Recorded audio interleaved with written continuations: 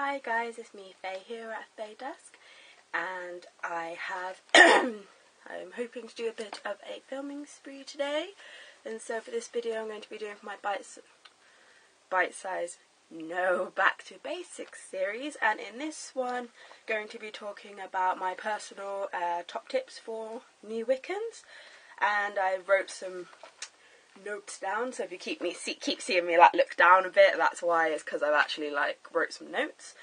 But so my personal top tips, the first one, and one of the ones I think that's most important, is read, and then read some more. You can never read enough, and any witch knows, whether you've been practicing for 5 years or 55 years, that there is always something new to learn, that you can never possibly know everything that there is to know. And reading just keeps your mind active. It just sort of can give you like a new perspective and give you ideas and things that you hadn't thought about before. And yeah, it's just read and read again. But yeah, no, it's very important to just read anything and everything, especially when you're first starting out on paganism and Wicca. I mean, especially now, when I first started in my path in the craft, when I first discovered the craft, which was a long time ago, about 15 years ago, 14, 15 years ago, and there was not the wealth of knowledge then. Wasn't the wealth of books and easy access to things like there was now. I mean, you can walk into bookshops and there's just whole sections dedicated to mind, body and spirit, or the occult, and obviously the internet was completely different back then. It's just so easy now to just type in Wicca or paganism and you can just find thousands and thousands of different pages and links and things like that. But I suppose I should say that if something looks a bit, especially when you're on the internet, obviously anyone can post anything, and if something looks a bit like you don't really believe what they're saying, then obviously just look at something else. So it's important not to question things and not to just believe the first thing that you read. And that's YouTube is obviously another very fantastic tool for. I love watching different witches and stuff on YouTube and their thoughts and takes on different things. I feel like I get confused, but no, their thoughts on different things. So but also it's very important, if you're learning Wicca or paganism and you're watching YouTube videos, not to just say, I don't know, Tiptoe Chick's your favourite witch that you like to watch on YouTube and you watch all her teaching videos and things like that. It's also important to read books as well, or watch other videos, or take other sources. Everything that she says, for example, is, and there are different ways to do things. You may not feel that you quite click with what she's saying or things like that. So it's important to just get a variety of sources, is what I'm trying to say. So my next tip is starting a book of shadows. I personally feel that that is a very important thing to do when you're first starting starting in the craft. I mean, there's loads of different ways to do a book of shadows.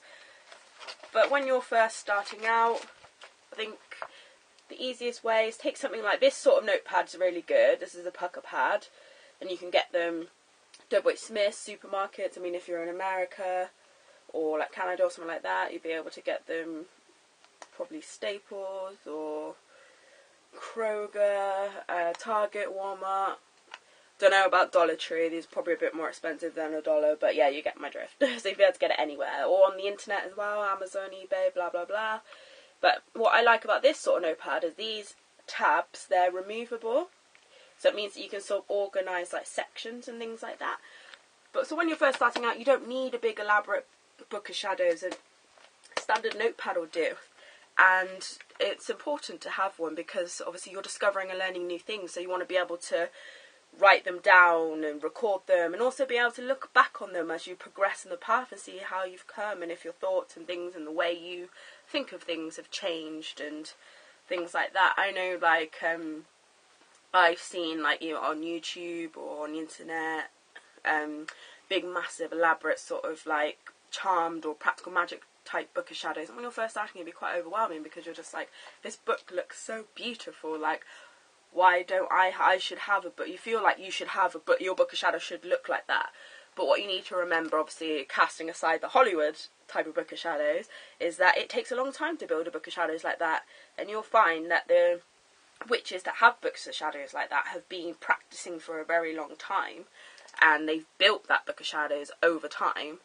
And you'll find that most witches would have started out with just a simple notepad when they were first starting. So, and as you progress along the path and things like that, you can change what you use and things like that. I mean, like, I've had numerous books of shadows. I started with just a lot smaller pad than this, just a small basic like exercise book type pad, and I changed as time went on.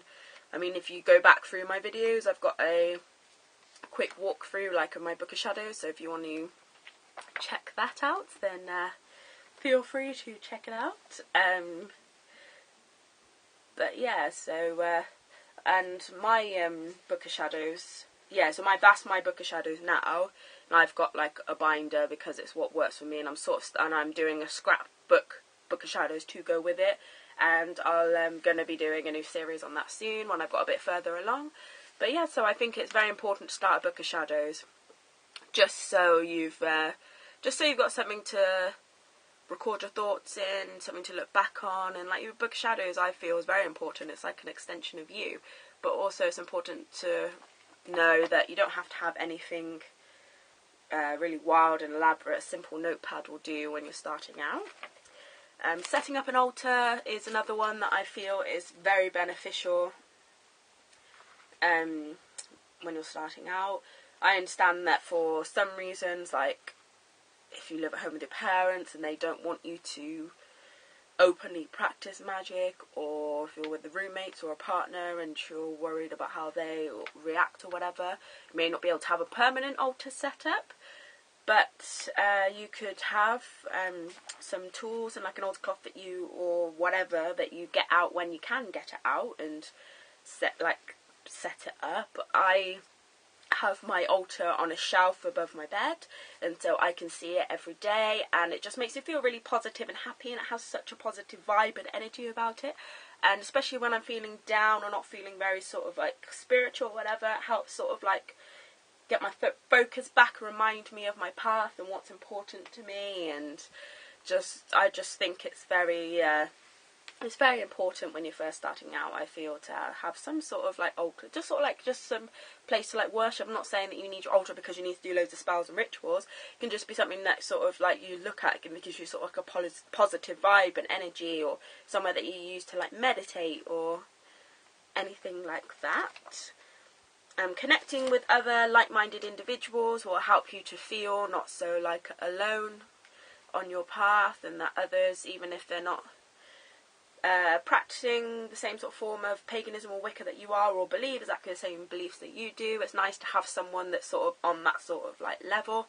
And especially nowadays, it's like with the internet and Facebook and YouTube and all those sort of things, it's so easy to like connect with people. And on my Facebook, I like loads of different pages, and I'm an admin on a Facebook page, and it's just like I've met so many like really nice people, and it's just nice. I just feel sort of like connected and part of a community, and it's nice when I go on my Facebook and I look through my newsfeed and there's loads of sort of like positive and inspiring images and spells and all different sorts of things, and it's just nice. So yeah, I would definitely recommend that as well. Again, my next tip, the internet, sort of combines with what I just said. Obviously that's a fantastic tool that we're very lucky to have, very fortunate to have nowadays. That previous witches, obviously of generations past, weren't as fortunate to have something like that we have, but makes it so easy for us to connect with different witches and pagans all over the world. And yeah, so I would definitely take advantage of the internet for learning and connecting with other people. And even if you, on YouTube as well, I mean, you can watch so many fantastic witches in the community, and I'm friends with so many of them, and it's just such a like nice positive vibe. And yeah, so there's just so many videos to watch, so many different channels and things like that, and it's just nice. And even if you wanted to, you could create your own YouTube channel and post videos. You could even set them to private if you don't feel comfortable with other people watching them, just to sort of like chart your progress as you go along, something so you can keep and like watch back and things like that. I mean, that's another really cool idea that I wish that I could have done like when I was younger. So that's something that you think about. Celebrating the wheel of the year and the seasons and the SBATs and things like that is another really important thing when you're first starting out. It's just nice to sort of like observe the moon and connect like with nature. I mean, I love to walk barefoot through the grass because I feel like it really grounds me and makes me feel physically connected to the earth, and it's just such a nice feeling. And when I'm feeling sort of like trapped in my life, and when I feel disconnected from nature, I literally just take 5 minutes to go outside and just breathe in the fresh air and just smell the flowers and see the trees, and it's just such a powerful thing. And I observe the wheel of the year. It's important to, on the different Sabbats, just to start to, you don't have to do rituals, you don't have to do spells, you don't have to do anything elaborate, but just sort of like when you know that whatever Sabbat is coming up, just to like observe the day and just even sort of like maybe do a little bit of research beforehand about what the meaning of this Sabbat is and write it in your Book of Shadows. It all helps you like along your path. And when observing the different phases of the moon, when I first started in the craft, I always had to rely on an almanac because I didn't know what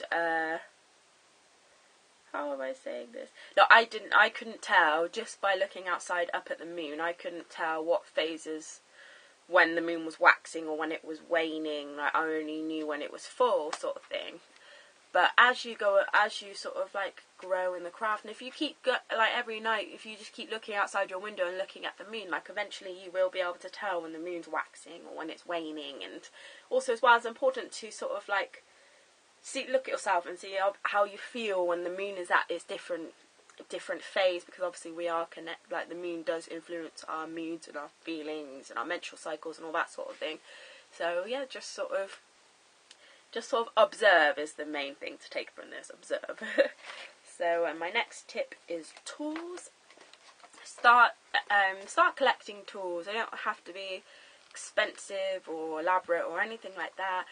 Just collect some basic like candles or incense, or if you see some like trinkets that you like, or like ornaments or things that you already have, like just slowly start to like collect things, and you can start to use it with your altar, and it just sort of like helps to sort of focus like your energy and make you feel like positive and things like that. So I definitely say that's another important one to remember. A year and a day program, if you can do that, I think I definitely recommend that. Like, I never did that when I first started the craft, but I've since wanted to do sort of like a year and a day like study program, and I did a video on it, a book by Timothy Roddick, I think it was. Like, I was going to start using his book, and I'm doing an update video on that, but I found that book too heavy going. I didn't feel like a connection with it, and it just felt too intense. And there isn't, books wise, when you look around, there isn't really anything on that sort of thing, which is a shame. But so because of that, I am actually creating my own program, because I want to be able to like have a year and a day study, but in a more casual and relaxed sort of way. I know you're supposed to obviously take your craft seriously, but I just didn't like the way that particular book was like let out, and it just didn't feel right to me. So I felt inspired, and I just thought, Faye, why not create your own series? So I'm going to create my own.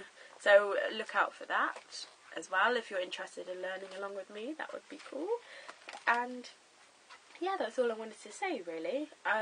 So leave your comments below, and I hope you enjoyed this video. And if you have any sort of tips and things that maybe I haven't covered or I haven't touched on, or you want to look at it from a different angle. You never know, you might be helping someone else. But so I hope you enjoyed this video, and I am going to be doing this doing more sort of tips and tricks and things like that, more in depth. This is just sort of like a starter. So I hope you enjoyed, and I will see you in my next video. Blessed be.